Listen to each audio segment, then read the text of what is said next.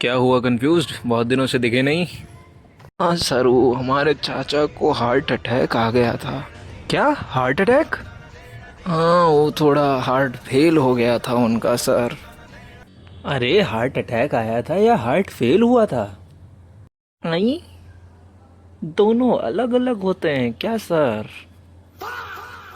लगता है तुम अभी भी कंफ्यूज हो। चलो मैं बताता हूँ सारा difference heart attack, heart failure, heart arrest और हाइपरटेंशन में। सबसे पहले समझते हैं हार्ट अटैक को।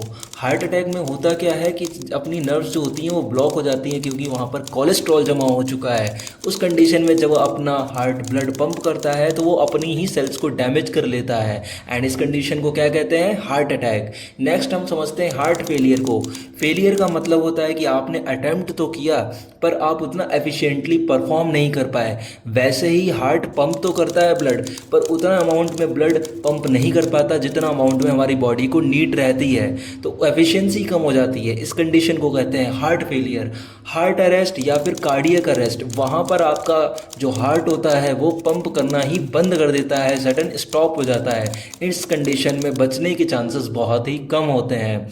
तीसरा है हाइपरटेंशन, या इसे हाई बीपी भी कहते हैं, हाई ब्लड प्रेशर भी कहते हैं, क्योंकि वहाँ पर आपकी जो नर्व्स होती हैं वो पतली हो जाती हैं जिसके कारण आपका ब्लड प्रेशर, रक्त प्रवाह जो होता है वो बढ़ जाता है।